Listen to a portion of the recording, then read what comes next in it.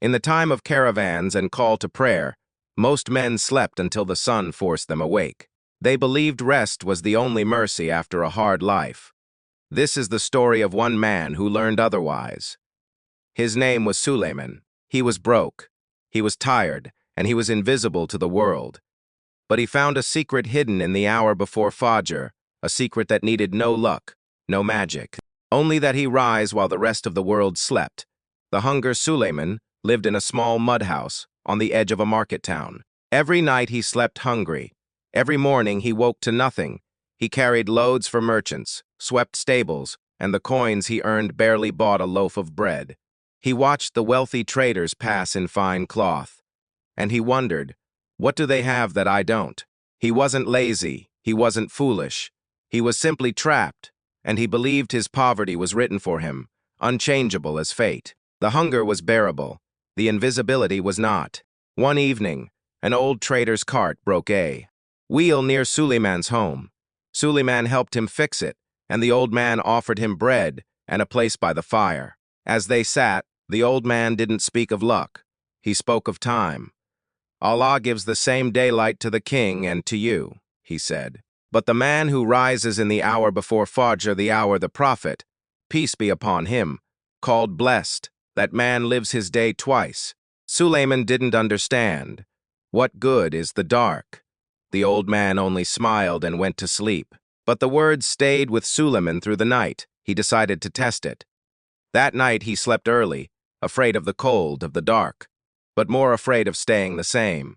Before the rooster crowed, before the sky turned gray, Suleiman rose.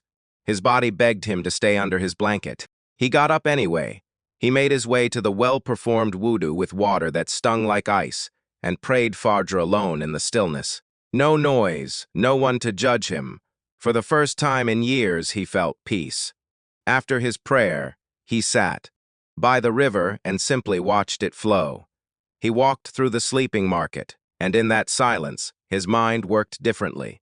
He noticed the things chaos had always hidden from him: broken stalls needing repair, wasted wood, the corner where the most people walked past each day. Then the sun rose, and for the first time, Suleiman didn't feel like a beggar watching the wealthy. He felt like a man watching his own day begin. He remembered an old, dull axe in the corner of his home. That morning, he didn't dream of becoming rich. He simply sharpened it. While other men were still stretching awake, Suleiman walked into the forest. By the time the town stirred, he had 2 hours of work behind him, wood chopped, stacked, and ready. He sold his pile to a woman needing fuel for her oven. It wasn't much, but it was earned with his own hands, in hours no one else had claimed. With the coins, he bought real food and ate slowly. He realized he hadn't just earned a meal, he had earned dignity. That night, he made a promise to himself: tomorrow again. The next morning was harder. His muscles ached, the cold bit deeper, but he remembered the taste of that meal, and he rose again. He kept rising, rain or frost, ease or hardship.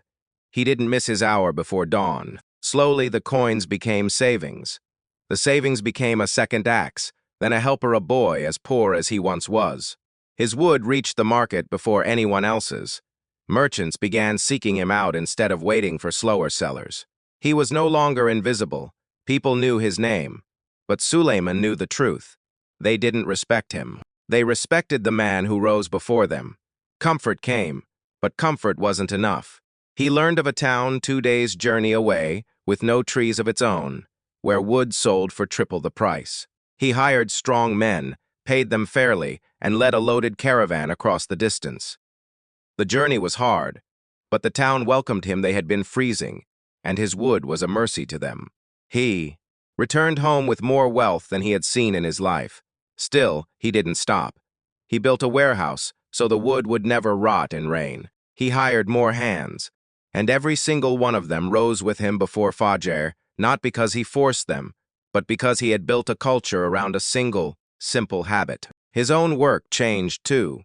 He no longer needed to chop wood himself. His task now was to think, to plan, to seek new markets, and he did all of it before the sun had fully risen. He moved his mother into a proper stone house with a real hearth. She wept, saying she never thought she'd feel warm again. Years later, the old trader returned to the village. He found no broke young man. He found a respected merchant with warehouses and workers. Suleiman ran to him and took his hand. "You gave me the words that changed my life." The old man smiled. "I only gave you words. You gave yourself the discipline." Suleiman thought of his childhood, of loving the sunrise as a boy before he'd let the world teach him to sleep through it. The sunrise hadn't changed. The world hadn't changed.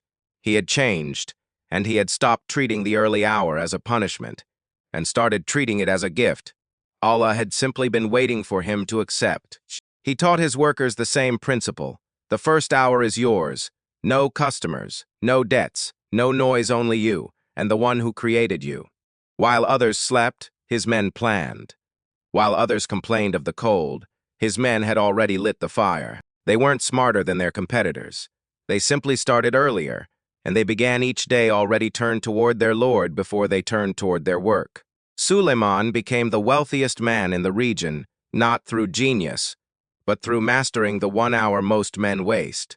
As an old man, Suleiman sat by the fire. His grandson asked him, "Grandfather, what is the secret to a good life?" He pointed to the dark window. "That is where I found everything I have. But it's dark and frightening," the boy said. Suleiman laughed gently. "The dark only frightens the man with nothing to do in it. Give it purpose, and it becomes the quietest room you'll ever work in." The next morning, before dawn, he handed his grandson a small axe and asked him to meet him by the river. The boy came shivering, but present. Suleiman placed a hand on his shoulder. "You've already passed the hardest test. You showed up. Everything after this is easier."